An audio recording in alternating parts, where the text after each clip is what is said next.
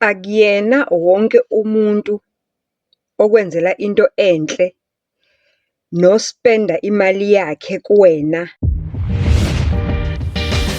Hello, sanibona nidumelang, igama uZandi, isibongo umfeka umalwandle lo, lwandle kalwela lwezibhekane zona isihambela lekude phezulu.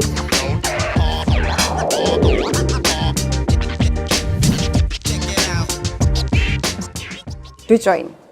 It's a story time. It's a story time. It's a story time. It's a story time. Yeah. Yes, another story time. Another story time. Khumbula-ke ukuthi ama-story times wala ekhaya axhumene kakhulu nokufundisa, njengoba siyi-podcast efundisayo, eyakhayo, ekhulisayo, ibuye-ke ikhulume nange-entertainment. Izindaba-ke ozozithola kule podcast under le segment ye-story time kule podcast, izindaba it's either into mina engidlule kuyona noma omunye umuntu engimaziyo odlule kuyona, noma-ke kungenzeka kube umuntu osibhalelayo athi sicela ukuthi usixoxele indaba yethu njengaleya namhlanje. So indaba yethu yanamhlanje ngiyithola ku-inbox from usisi othe, Sisandile, ngicela ungisize udlulise lo mlayezo ebantwini abancane abangangami abacabanga ukuthi yonke into iza kalula uma ngabe uwumuntu wesifazane omncane omuhle obukekayo, so nje you can just get anything you want, and wonke umuntu wesilisa osuke ekupha leyo nto enhle akupha yona uney'nhloso ezinhle ngayo. So uthi Sisandile, ngicela uqale nje ngiqale ekuqaleni ngikuchazele mina ukuthi imvelaphi yami ihamba kanjani. Uthi ngiwu-last born kuma wami engingakaze ngimbone, nobaba wami engingakaze ngimbone ngamehlo. Ekhaya la ngiphuma khona sibathathu, njengoba sibathathu nje, imina owokugcina, ababili bokuqala badala kakhulu kunami, omunye kuthiwa umfana oboshiwe njengamanje. Owesibili ngake ngambona nje kancane efikile waphinde wanyamalala. So kahle kahle njengoba sibathathu nje, imina engikhona ekhaya engibhekwe ugogo, and ugogo loyo engikhuluma ngayo ukuthi ugogo wami akusiyena, akuyena ugogo ozala ubaba wami noma ozala uma wami, kepha ugogo owangithatha ekhaya ley'ntandane.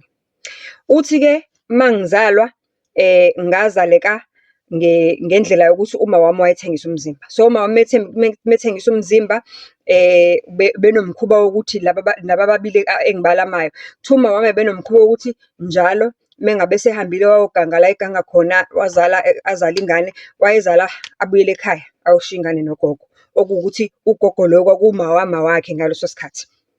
Azala ingane ayoshiya nogogo, azala ingane ayoshiya nogogo, up until ugogo wakhe wangempela wadinwa yilesi senzo sakhe ukuthi ngikhathele wena, njalo uyahamba ugcwala istrati wehle ngingakwazi nokuthi uphila mpiloni kumuphi umhlaba.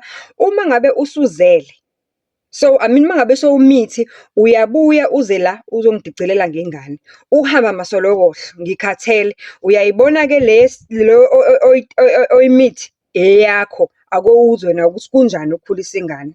Okay, remember, ibambela ngithe bathathu. Owokuqala kuthiwa umfana usejele, owesibili intombazane ayibona kanye akayazi ukuthi iphi, yena owesithathu. Njengoba owesithathu njena uyi-last born, i-last born eyatholwa ey'ntandaneni. Ngiyeza-ke ekutheni uthi wafika kanjani ey'ntandaneni. Okay, kuthiwa wathi uma wakhe mesekhulelwe yena, njengoba yena ewu-number 3 futhi eyi-last born, wathi uma ethi uyagoduka uya kuma wakhe uyoshiya ingane njengenjwayelo, wamxosha uma wakhe, wathi nje not this time around, uhambe wrong ngane yami, ngikhathele, le eyakho ngikupha yona ngicela uzikhulisele nawe kowuzwe ukuthi kunjani ukukhulisa ingane. Kanti uma wakhe uyoshiya le ngane ewuyena nje, uyagula, akazange asho ukuthi uyagula, wamxosha uma wakhe, wahamba wangasho ukuthi uyagula, wahamba wagcwala istrati kanjalo. Ngelanga lokugcina ekuthiwa wabonakala ngalo, wabonakala emgwaqweni khona mengabe esho-ke abamtshelayo-ke, kusho ukuthi mengabe sexoxelwa-ke, uthi wayexoxelwa omunye owayomngane kama wakhe ababeganga naye estradeni. Ngelanga ekuthiwa washona ngalo uma wakhe, nelanga yena azalwa ngalo, ngoba kuthiwa uma wakhe washona mhla eteta yena. Kuthiwa kwakuyilanga nje besebenza estradini, wasikwa lo, makasikwa khona lapha estradini waze wawikhi, wafonela i-ambulance yangafiki in time. Wasikwa, mekaqeda ukusikwa kuthiwa kwakubanda ilanga lakhona. Wasikwa, mekaqeda ukusikwa waphusha bamzama bamtetisa-ke ngalapho la babehlala khona estradini, la babesigangela khona, babedayisela khona umzimba. Wateta-ke umntwana omuhle wentombazane lo umbhali wendaba. Kuthiwa nje yathi i-ambulance ifika-ke, uma wakhe wayesekubonakala ukuthi hhayi cha, kubi impela. Waphela kanjalo kuma wakhe-ke, wathi qambe ifika i-ambulance ifika-ke, wabe esephelelwa amandla. Bamzama kuthiwa hhayi wangasinda, kodwa yena eyingane eyayizelwe lapho wasinda, ngoba kuthiwa wahanjiswa esibhedlela, wafike wa-right, bamhlenga esibhedlela wa-right. Makaqeda esuka lapho bamhambisa e-home, okusho ukuthi ekhaya lezintandane. Okay. Kanti kuthiwa ngebhadi futhi uzothi uma wakhe eshona le emgwaqweni eteta yena, nogogo wakhe lo owaxosha uma wakhe ukuthi ukhathelwe wuye ezala, naye kanti kuthiwa naye wayesebambekile, naye wagula washona around the same time. So akazange ugogo wakhe ayibone le ngane eyayiwuyena eyazaleka le ayemxoshile uma wakhe ngesikhathi eyitetile ebuya ezekhaya. So indaba uthi iqala lana-ke sesizandile. Ngizama impilo, ngithole umama thizeni angithathe-ke from e-home abe yi-foster parent yami, ngiyohlala khona-ke nalo mama-ke. Ngikhule ngize ngifike isigaba sokuthi ngiqede isikole, ngiqede u-matric, impilo ayizange ibe nzima. Ngicela-ke ukuthi siyiskiphe, ngizobuye ngiwaxoxele amanye amaphathi ngoba made amaphathi ale ndaba. Kodwa ngicela nje ukuyikha phezulu, ngiyibambe kuvuthondaba ukwenzela ukuthi sibone isifundo esiza nale ndaba.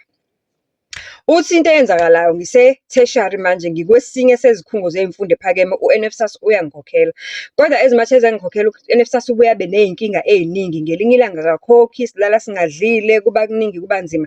Uthi kuhambe kwahamba-ke ngahlangana nobhuti thizeni, njengoba sifunda esikoleni sinabangane-ke, abangani bami-ke ngiyababona ba-right, bahleze be-right, badla izinto ezimnandi, badla ama-takeaway nani. Ngize ngibuze ukuthi nina bangane nenza kanjani, ngoba ngithi sonke sikhokhelwa u-NSFAS, nina nenza kanjani ukuthi nihlele ni-right, nendawo yokuhlala nihlele ninayo. Uthi ngaleso sikhathi yenzeka leyo nto, bahleli erumini A1 ewumqasho. Ngani? Ngoba abanayo i-accommodation, u-NSFAS bekufanele akhokhe ngalowo nyaka. U-NSFAS wangakhokha, bathi mebefika esikoleni kwafike kwathiwa abanayo i-accommodation. Base beyahlangana babe-squad, bahlanganisela imali, bagazathi imali ukuthi-ke bayofuna indawo yokuqasha ndawana thizeni emakhaya eduze kwale nyuvesi abafunda kuyona. Okay. Mabehleli-ke lapha-ke umuntu nomuntu uyabonakala isimo, balala phansi nani. Akukho nje mnandi, izinyanga zokuqala zonyaka nje ezibuhlungu, ngoba wonke umuntu une-stress, akuhambi kahle. And nale ekhaya ugogo njengoba bamshiyile lo foster parent, unabanye abantwana abanakekelayo. So imali ayithumelayo incane ukuthi akwazi ukuthi ahlenge lesi simo. Uthe abangani uyababona ba-right, abangani badla kamnandi, abangani abana-stress nje ngayo yonke le life. Abangani ababuza ukuthi benza kanjani, bathi abangani, hayi khululeka wena, futhi wena njengoba umuhle nakanje, ume kahle nakanje, khululeka, sokukhombisa ukuthi senza kanjani. Uthi hayi bashomane nabangani, hhayi sebeyogcwala istrati, bayadayisa abangani. Abamtshelanga mebe-make-up-a laphaya, bemfakisa izigcebhe, kuphunywe nge-weekend khanje ukuthi kiwaphi. Ubone sekusemgwaqweni ukuthi hayi bo, kuyadayiswa. Uthi hayi bo, yazi nami ngize ngiyijwayele le nto yokudayisa estradini. Uthi hayi bo, engazi ukuthi iyasebenza mos. Umuntu ukwazi ukuthola lento zokugcoba, umuntu ukwazi ukudla nakamnandi. Hawu, ngaze ngakwazi nokuthenga isponji, ngikhathele ukulala phansi, u-NSFAS engasikhokhelile. Ukuthi iqhubeke le mpilo, ukuthi azayijwayele, kodwa uyaqhubeka nokufunda ukuthi azayijwayele. Uthi njalo uma beyothengisa nge-weekend estradini, kukhona le moto emane ifike ithenge, but ayikaze imthenge yena, ihlele ithenga khona la egruphini, ihambe njalo. Seyaziwa nje lo bhuti ukuthi uyi-regular kubona and uyabashintshanisa. Uthi ngelinye ilanga athi lo bhuti kena, uthi ngelinye ilanga afike lo bhuti amthenge, uhamba ngengqovungqovu yemoto enkulukazi, and ubhuti wabokufika la umuntu okufika waseNigeria, hamba ngengqovungqovu yemoto enkulukazi. Uthi ngalelo langa lelo emthengile azange amenze lutho, kodwa wamkhokhela imali eyayiphindwe times 3 kule abayicharge. Apparently ngazi ukuthi bashaja-ke between 100 rand, 200 to 250 depending ukuthi i-client libhukhe isikhathi esingakanani and lifuna ukuthi ulenze ini. Kodwa kuthiwa i-client lo bhuti lo ayembhukhile nayo wafika wamnika u-500 rand nje waphuma kuyena. Wambuza-ke kodwa ngeke wamthengela nokudla-ke lo embuza ukuthi wena why usestradini, alichaze usizi lakhe, alichaze usizi lakhe. Uthi njalo-ke lo bhuti-ke baze baxabana nabangani bakhe sebebangu njalo lo bhuti mefikile ufika athenge wena. Kodwa into emdidayo ukuthi njalo lo bhuti ufika athenge yena kodwa akamenzi lutho, umnika imali nje bese beyaphinda hamba ahlale namthengele ukudla bese yaphinda yomdrop. Uthi okwesithathu ebuya lo bhuti ezomthenga baxabana ukuthi hayi uze kumina namhlanje, hayi hakazange kumina namhlanje, hayi aphinde athenge yena futhi. Uthi ngaleli langa ukuthi lo bhuti wakhuluma wajula naye wathi nje umncane kabi ukuthi ungenza lento oyenzayo kwathini ngifuna ukuthi mina usuke la. Uthi wamthatha lo bhuti wamrentela iflethi. Hawu makamrentela iflethi, makamrentela iflethi wamthengela i-laptop, wamthengela ifoni nayo yonke into wa-right. Impilo yavele yazi kwavele kwakhanya, wakhohlwa ngisho nawo NSFAS, waqhubeka nje wafunda, wakhohlwa nawo NSFAS ngoba vele ukuthi yena impilo yakhe yonke nje besoloko efuna ukuthi nje aphume ekuhluphekeni ngoba wazala kangokuhlupheka, akafuna ukufela ekuhluphekeni. Okay, fine. Uthi-ke lo bhuti kumane emcheck-a-ke la kule flat amkhokhela lona, kumane embuza ukuthi udingani. Ngelinye ilanga uyamthatha amuse for shopping, akamthinti, akamenzi lutho. Uyamnika nje imali, ukhokhela iflat, umthengela ukudla, umenzela zonke izidingo azidingayo, ama-cosmetic, everything usorted. Uthi kuhambe kwahamba wathi lo bhuti ngelinye ilanga-ke ngicabanga ukuthi sekuyisikhathi ukuthi uhambe uyobona la ngihlala khona. Uthi hayi angabi nankinga ngoba sekamjwayele nje, sebajwayelene, sekufana nokuthi ubhuti wakhe ngoba phela akaze afune ngisho ucansi kuyena. Hayi, uthi bahambe-ke baye ngala. Umethi uyafika emzini walo bhuti, unjani umuzi wakhona? Unjani umuzi wakhona? Uthi ngendlela omuhle ngayo, ama-bedroom, i-double story, ama-bedroom, all the bedrooms semthatha-ke for a tour ukuthi this is the guest bedroom, this is a study. Yabona uma ngabe uzo-introduce. And that's lo bhuti-ke, this is your home, feel free, there's a fridge there, anything you want to eat here, you can let me know, or if you want us to order something, you can order, we can order, kodwa nje let us just enjoy. Hayi, ahambe ubhuti abuye nebhodlela lewayini-ke, ba-order ama-pizza-ke, adle kamnandi-ke, whatever ayibiza ayiyeza, whatever ayibiza nasefrijini, uma ngefrijini lithe cabanga-ke impilo yama-students-ke kuyalanjwa-ke tertiary. Abantu abangayazi impilo yase-university ukuthi kulanjwa kanjani ayikho lula. Uthi uma ngithi ngiyafika efrijini ukuthi kukhona oma-yogurt, kukhona ama-ice cream, emakhabetheni kwi-pantry, khona ama-snacks, khona yonke into. Uthi hayi badeke-ke ama-snacks-ke sekuyi-picnic inyana encane la endlini, bahleli boyi-2 baya-enjoya nje. Uthi hayi ngalelo langa-ke ubhuti kwakubonakala ukuthi hayi-ke ulona suku-ke leli afuna something kuyena. Uthi seku-3 months ethandana nalo bhuti, emenzela abathandani, angingasho bayathandana, bezwana, emenzela yonke into, ekhokha ethini, kodwa engakaze amfune lutho. Okay, ngaleli langa-ke bane-picnic la endlini, kumnandi, amnikeza amathawula amhlophe, here's your set of towel, go and take a shower. Sekuyisikhathi sokuthi balale-ke phela, I'll meet you in the bedroom. Baphuza namawayini ukuthi nje ngi-tipsing. Uthi angidakiwe, ngithe nje ukuthi ngoba futhi nobutshwala kuyona into engiyijwayele nengiyikhonzile, kodwa ngibujwayeze ukuthi estradeni angeke uze uyenze le nto usober ngoba you can only sleep with 1-2 men ungenzi imali. Ukuze ngempela wenza imali kufanele makube ukuthi khona into oyithe ngoba akuyona into ongayenza on your sober minds. Okay, fine.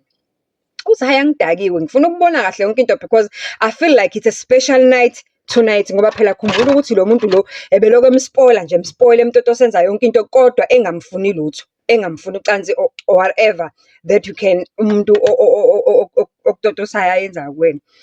Uthi hayi-ke bangene-ke embhedeni. Uthi hayibo, la kuleli bedroom leli kunezinto eziphayi everywhere, kunama-lights nje athi phayi everywhere. Uthi kodwa there are these 2 lights that akhanya ngendlela e-weird. Athi hayi man, mhlampe ngididwa ukuthi lo muzi muhle kakhulu, or ngididwa ukuthi mhlampe vele ngithe ukuthi amaglasi amabili amathathu wewayini. Uthi hayi angayinaki kodwa leyo nto. And uthi la mehlo lawa I mean lama lights lawa angazi ukuthi amehlo wesilwane esithile, kodwa because vele kunamashandeliya la kulo muzi yonke into yakhona iyakhanya, uyacofa nje kukhanye, uyacofa kukhanye, yilo yonke into ine-remote, ama-wardrobe avula ngama-remote, even ngisho i-bathroom lakhona mekachaza i-bathroom lakhona yileli elinama-bluetooth okwazi ukuphendula ifoni use-bathroom ugeza ngendlela okuhle ngakhona. Kodwa uthi hhayi man, uyathanda uthando, khona lama-light awu-2 angiphandlayo or angixhophayo ngesiZulu, angiphandlayo in such a way ukuthi angenza ngifile uncomfortable somehow. Kungathi akuwona ama-light lawa, kungazi ukuthi amehlo wento ethile, kodwa ngibuye ngithi hhayi, ngidakiwe, mhlampe sengidakiwe, uthi hhayi, it's fine. Uthi hhayi-ke, uthengelwe negawuni emhlophe qwa enama-initials wakhe, nama-slippers amhlophe qwa anama-initials wakhe, ne-lingerie e-sexy, e-red, ekwathiwa nje, this is for you baby, our first night together. Okay, right? Agqoke kusisitazi, useyanuka, usenuka kamnandi-ke, unikwe nama-perfume expensive awathengeliwe phela, it's our first night together, right? Okay, first night together. Uthi hhayi-ke, ubhuti-ke athi hhayi, I have some few calls that I need to make downstairs. Ahamba aye downstairs. Uthi ahamba isikhathi esijanyana nje downstairs, kodwa angina-stress ngoba nginayo yonke into la eduze kwami, ama-snacks wethu singene nawo e-bedroom ngoba bese decide ukuthi vele sesiyakhuphuka siyolala. So ngimane ngiyihlafunela nje okuhlafunayo, ngimane ngithi gqaba okuphuzekayo. So ngiyiloyo nto nje etotosekile and ngi-happy. I'm like man, lo muntu ayi vele angikwazi ukunqaba anything at this point. Lo muntu kade engondla for 3 months. Wonke engangifuni next, engangihluphi nga-next. Okay, abuye ku-Brothers la, abuya khona ama-calls wakhe la awashoyo. Uthi angene-ke embhedeni, uthi hhayi-ke, aqale-ke kamthinte-ke, ehle naye. Uthi, bathe besathintana kanjalo, qeda, uthi akamcabuzanga, uthi wamthinta nje, wamthinta, wehlela ezansi kwenkaba. Uthe esuka, wavele wafaka idolo lakhe in between amadolo wakhe. Yabona umuntu mekufaka idolo phakathi kwethanga, uthi walifaka, walivula leli elinye, walivula. Yabona umuntu mezofaka idolo bese yalivula engazi ukuthi uyakuhlukumeza kind of. Uthi azitshela ukuthi hayi mhlawumbe indlela enza ngayo, phela ngijwayele ulala nabantu besilisa abahlukahlukene, abantu besilisa abanama-fetish different, mhlawumbe naye i-fetish yakhe le, mhlambe usazoba gentle, because uthi it felt rough indlela enza ngayo, uthi felt ngazi ukuthi nje umuntu okulebhayo, yabo. Uthi avele alifake nje idolo rough, alithi hlwi, alishonise le, aqhelelene amadolo. Uthi mekasuka lapho, mekaqeda ukufaka leli idolo la, aqeda ukulifaka la ka-right, ubhalanse ngedolo la ka-right-ke manje in between amathanga akhe uwavulile ne. Ngomlenze wangaka-left uphakamisa i-duvet right at the bottom of the bed. Uthi ayiphakamisa iduvet azaphakamisa nomlenze. Uthi emesuka lapha bese engazi ukuthi ulala kuyena ngesisu, yabo, uza kuyena ngesisu, uza kuyena ngesisu, uza kuyena ngesisu, azagcine efikelela kuyena emqaleni, amcabuze emqaleni. Uthi emva kwaloko, leya nto kade lokethe ama-light angathi ayamphandla ngathi amehlo, hayibo, iyanyakaza lento. Uthi anyakaze lama-light, kanti hayi man, akuwona ama-light, inyoka. Uthi engakanani sisandile, uthi ngendlela engaba shocked ngakhona, ngaba shocked ngabanda qa, I could not move. Lo muntu ufake idolo lakhe, ubhalansile, umile nse right in between my thighs. Angikwazi ngisho ukunyakaza, angikwazi ngisho ukwenzani. And khumbula ukuthi ngithe uslidile, wengazi ukuthi uzolala ngci esifubeni, engazi ukuthi umdlalisa umqalo, uyamkhisa umqala, kanti hayi uphezu kwamacebo. Uthi uthe suwavele walala kuyena ngci esifubeni. Uthi cabanga lapho, you know Nigerians ukuthi bakhulile, banomzimba futhi. Uthi wavele walala wathi ngci kuyena, wambamba izandla, wamcindezela phansi, wamuthi ngci, walala phezu kwakhe, wathula wathi tu. Uthi yanyuka lento, ngayizwa iyabanda, yanyuka ngomlenze, sengifrizile, angisazi noma ngiyaphila noma ngifila ukuthi yanyuka ngomlenze. Uthi akamazi ukuthi wasuka nini kuyena nokuthi lento yami ngena yenzani, ngoba uthi she was found the following day esigangeni edlabhuke inkomo, kungazi ukuthi khona into ebezikhishwa ngaphakathi enkomeni. Yabona enkomeni ngazi khona into ebezixetshulwa zikhishwa, ukwakule ngiyinyama nje ngaphandle. Sechazelwa onesi because uthi she was found by abantu ababedlula ngendlela, wamlahla nje on a highway. Emveni kwenzeka lonto, amlahla on a highway. Watholwa abantu, bamthatha abantu bamphuthumise esibhedlela bafike bamklina, bamsedata. Makaphaphama, mabemtshela esibhedlela ukuthi kwase kuyophela u-3 weeks elele esibhedlela. Engaboni lutho, engakhulumi, enganyakazi, engadli. So nje uthe uyacela ukuthi ngikhulume le ndaba ukuthi abantwana babe careful, especially abesikole, ngoba indlala iyabalidela ekutheni ukuthi umuntu ezezenze izinto ezi-wrong, kanti lento e-wrong iyona ezokuqedela impilo yakho yonke nya. Okubuhlungu-ke kuthiwa usisi manje uphila ngama-pampers, akasiqedanga isikole, akakwazi ukuhlala phakathi kwabantu, hleze evuza enuka, ayikho into angayizamanga ukunceda le simo. So iphela kanjalo-ke indaba yethu yanamhlanje, isitori sami sanamhlanje from umbukeli wethu. Ngiyacela ukuthi nawe uma ngabe unaso isitori esakhayo, nesihlekisayo, nesigqugquzelayo, noma ngabe sinjani, silethe, ukhona ozosizakala ngaso. It's a story time. Stay tuned and please don't forget to like, subscribe, share, comment, turn on the notification bell, become a channel membership, and you can also give us super thanks if you really enjoy our content, and stay tuned for more.